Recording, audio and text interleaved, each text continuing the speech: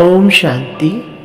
आज 4 नवंबर 2023 की साकार मुरली। आज की मधुर मुरली के सार में मीठे मीठे बाप दादा ने कहा, मीठे बच्चे पावन बन गति सदगति के लायक बनो। पतित आत्मा गति सदगति के लायक नहीं। बेहद का बाप तुम्हें बेहद का लायक बनाते हैं। प्रश्न, पिताव्रता किसे कहेंगे? उसकी मुख्य निशानी सुनाओ। उत्तर, पिताव्रता वह है जो बाप की श्रीमत पर पूरा चलते हैं, अशरीरी बनने का अभ्यास करते हैं, अव्यभिचारी याद में रहते हैं। ऐसे सपूत बच्चे ही हर बात की धारणा कर सकेंगे। उनके ख्यालात सर्विस के प्रति सदा चलते रहेंगे। उनका बुद्धि रूपी बर्तन पवित्र होता जाता है। वह कभी भी फारकती नहीं दे सकते हैं। गीत, मुझको सहारा देने वाले। ओम शांति। बच्चे शुक्रिया मानते हैं नंबरवार पुरुषार्थ अनुसार। सब एक जैसे शुक्रिया नहीं मानते। जो बच्चे निश्चय बुद्धि होंगे और जो बाप की सर्विस पर दिल व जान सिक व प्रेम से उपस्थित है, वो ही अंदर से शुक्रिया मानते हैं। बाबा कमाल है आपकी।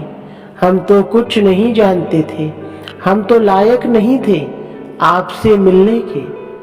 सो तो बरोबर है, माया ने सबको न लायक बना दिया है।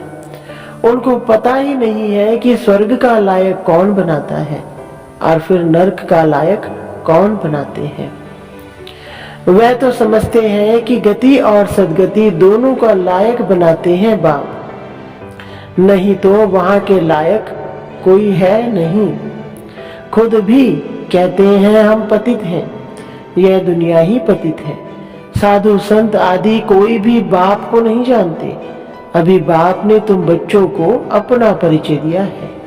कायदा भी है बाप को ही आकर परिचय देना है, यहाँ ही आकर लायक बनाना है, पावन बनाना है। वहां बैठे अगर पावन बना सकते तो फिर इतने नालायक बनते ही क्यों? तुम बच्चों में भी नंबरवार पुरुषार्थ अनुसार ही निश्चय बुद्धि है।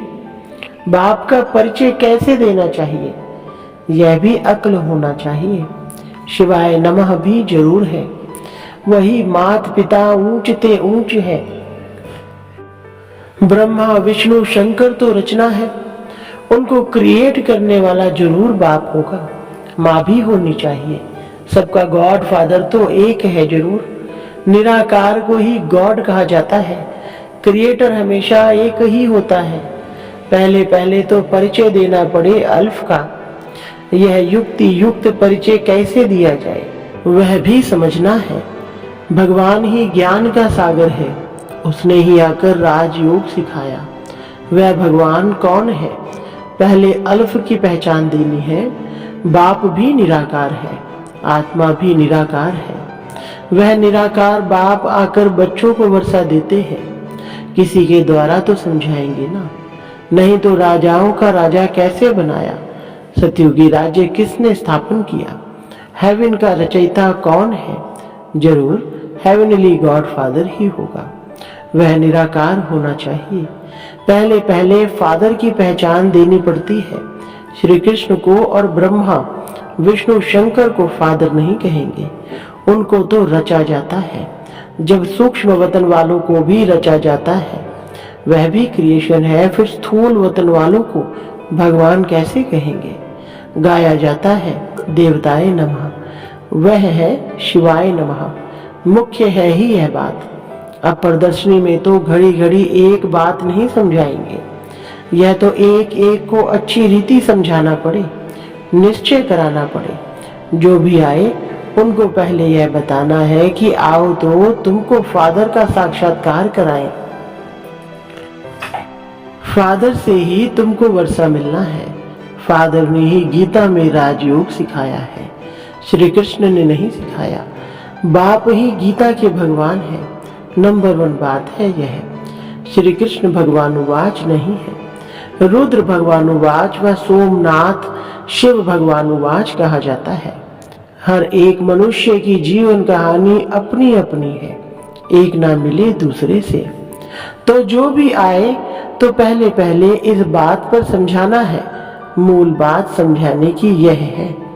परमपिता परमात्मा का ऑक्यूपेशन यह है, वह बाप है, यह बच्चा है, वह हेवनली गॉड फादर है, यह हेवनली प्रिंस है। यह बिल्कुल क्लियर कर समझाना है। मुख्य है गीता, उनके आधार पर ही और शास्त्र है। सर्वशास्त्रमयी शिरोमणि भगवत गीता है। मनुष्य कहते हैं तुम शास्त्र वेद आदि को मानते हो।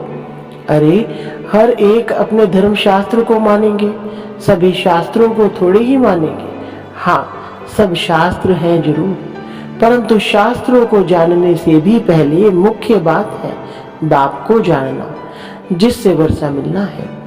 वर्षा शास्त्रों से नहीं मिलेगा, वर्षा मिलता है बाप से। बाप जो नॉलेज देते हैं वर्षा देते हैं, उसका पुस्तक बना हुआ है। पहले पहले तो गीता को उठाना पड़े। गीता का भगवान कौन है, उसमें ही राजयोग की बात आती है। राजयोग जरूर नई दुनिया के लिए ही होगा। भगवान आकर पतित तो नहीं बनाएंगे ना, उनको तो पावन महाराजा बनाना है। पहले पहले बाप का परिचय दे और यह लिखाओ, बरोबर मैं निश्चय करता हूँ यह हमारा बाप है। पहले पहले समझाना है शिवाय नमः। तो माता पिता महिमा भी उस बाप की ही है। भगवान को शक्ति का फल भी यहाँ आकर देना है। भक्ति का फल क्या है यह तुम समझ गए हो। जिसने बहुत भक्ति की है उनको ही फल मिलेगा। यह बातें कोई शास्त्रों में नहीं है, तुम्हारे में भी नंबरवार पुरुषार्थ अनुसार जानते हैं, समझाया जाता है। तुम्हारे बेहद के माँ बाप वह हैं। जगत अम्बा जगत पिता भी गाए जाते हैं। एडम और ईव तो मनुष्य को समझते हैं, एडम को मदर कह देते। राइट वे में ईव कौन है यह तो कोई नहीं जानते। बाप बैठ समझाते हैं। हाँ, कोई फट से तो नहीं समझ जाएगा, पढ़ाई में टाइम लगता है। पढ़ते पढ़ते आकर बैरिस्टर बन जाते हैं। एम ऑब्जेक्ट जरूर है। देवता बनना है तो पहले पहले बाप का परिचय देना है। गाते भी है तो माता पिता, और दूसरा फिर कहते हैं पतित पावन आओ। तो पतित दुनिया और पावन दुनिया किसको कहा जाता है? क्या कलयुग अभी 40,000 वर्ष और रहेगा? अच्छा, भला पावन बनाने वाला तो वह एक बाप है ना। हेवन स्थापन करने वाला है गॉड फादर। श्री कृष्ण तो हो ना सके, वह तो वर्षा लिया हुआ है। वह श्री कृष्ण हेवन का प्रिंस है और शिव बाबा हेवन का क्रिएटर है। वह है क्रिएशन फर्स्ट प्रिंस। यह भी क्लियर कर बड़े बड़े अक्षरों में लिखना चाहिए तो तुमको समझाने में सहज होगा। रचयिता और रचना का मालूम पड़ जाएगा। क्रिएटर ही नॉलेजफुल है, वही राजयोग सिखलाते हैं। वह कोई राजा नहीं है, वह राजयोग सिखलाए राजाओं का राजा बनाते हैं। भगवान ने राजयोग सिखाया है, श्री कृष्ण ने राज्य पद पाया है, उसने ही गवाया है, उसको ही फिर पाना है। चित्रों द्वारा बहुत अच्छा समझाया जा सकता है। बाप का ऑक्यूपेशन जरूर चाहिए। श्री कृष्ण का नाम डालने से भारत कौड़ी जैसा बन गया है। शिव बाबा को जानने से भारत हीरे जैसा बनता है। परंतु जब बुद्धि में बैठे कि यह हमारा बाप है, बाप ने ही पहले पहले नई स्वर्ग की दुनिया रची, अभी तो पुरानी दुनिया है। गीता में है राजयोग। विलायत वाले भी चाहते हैं राजयोग सीखे, गीता से ही सीखे। अभी तुम जान गए हो, कोशिश करते हो औरों को भी समझाएं कि फादर कौन है। वह सर्वव्यापी नहीं है। अगर सर्वव्यापी है तो फिर राजयोग कैसे सिखलाएंगे? इस मिस्टेक पर खूब ख्याल चलना चाहिए। जो सर्विस पर तत्पर होंगे उनके ही ख्यालात चलेंगे। धारणा भी तब होगी जब बाप की श्रीमत पर चलेंगे। अशरीरी भव मन मना भव हो रहे, पवित्रता व पिता व्रता बने अथवा सपूत बच्चा बने। बाप फरमान करते हैं जितना हो सके याद को बढ़ाते रहो। देह अभिमान में आने से तुम याद नहीं करते, न बुद्धि पवित्र होती है। शेरनी के दूध के लिए कहते हैं सोने का बर्तन चाहिए, इसमें ही पिताव्रता बर्तन चाहिए। अव्यभिचारी पिताव्रता बहुत थोड़े हैं, कोई तो बिल्कुल जानते नहीं, जैसे छोटे बच्चे हैं। बैठे भल यहाँ है परंतु कुछ भी समझते नहीं। जैसे बच्चे को छोटेपन में ही शादी करा देते हैं ना, गोद में बच्चा ले शादी कराई जाती है। एक दो में दोस्त होते हैं, बहुत प्रेम होता है तो झट शादी करा देते हैं। तो यह भी ऐसे है, सगाई कर ली है परंतु समझते कुछ भी नहीं। हम मम्मा बाबा के बने हैं, उनसे वर्षा लेना है, कुछ भी नहीं जानते। वंडर है ना। 5-6 वर्ष रहकर भी फिर बाप को अथवा पति को फारगती दे देते हैं। माया इतना तंग करती है। तो पहले पहले सुनाना चाहिए शिवाय नमः।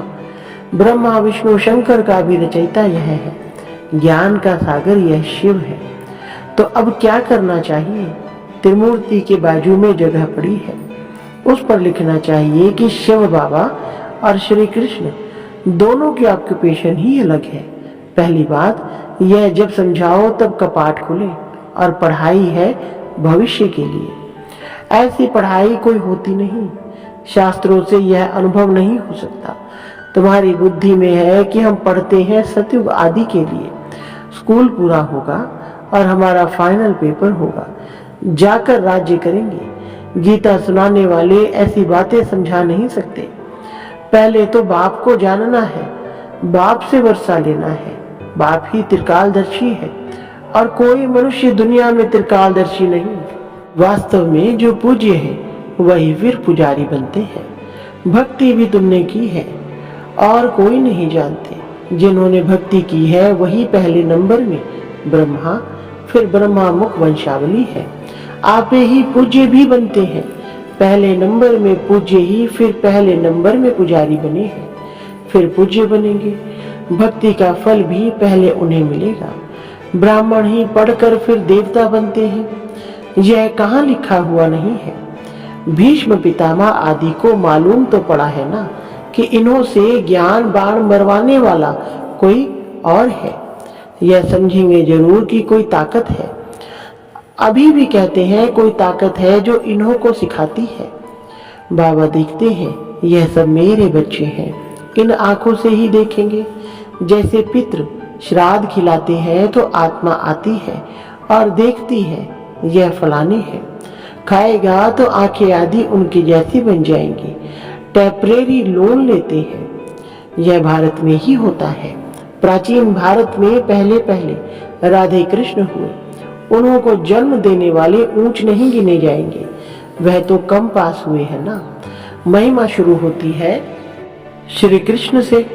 राधे कृष्ण दोनों अपनी अपनी राजधानी में आते हैं। उन्हों के माँ बाप से बच्चे का नाम जास्ती है। कितनी वंडरफुल बातें हैं, गुप्त खुशी रहती है।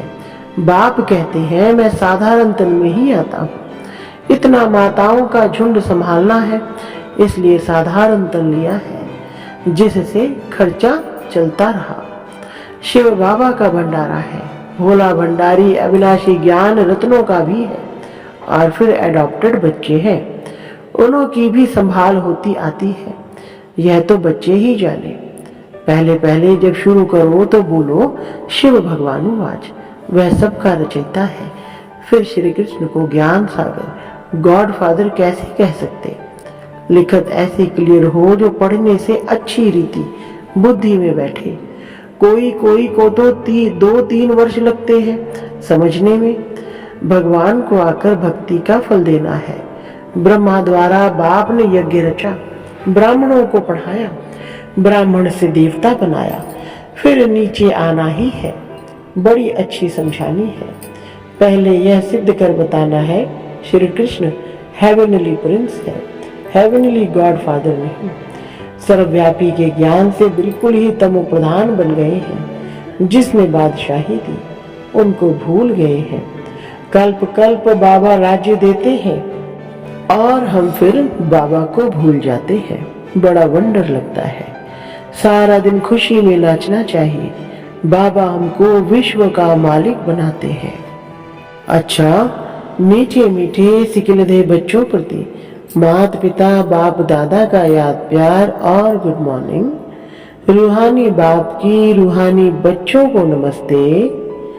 रूहानी बच्चों की रूहानी बाप दादा को नमस्ते जी। धारणा के लिए मुख्य सार नंबर 1, अव्यभिचारी पिताव्रता हो रहना है। याद को बढ़ाते बुद्धि को पवित्र बनाना है। नंबर 2, बाप का युक्ति युक्त परिचय देने की विधि निकालनी है। विचार सागर मंथन कर अल्फ को सिद्ध करना है। निश्चय बुद्धिवन सेवा करनी है। वरदान, स्व परिवर्तन द्वारा विश्व परिवर्तन के निमित्त बनने वाले श्रेष्ठ सेवाधारी भव। विस्तार, आप बच्चों ने स्व परिवर्तन से विश्व परिवर्तन करने का कॉन्ट्रैक्ट लिया है। स्व परिवर्तन ही विश्व परिवर्तन का आधार है।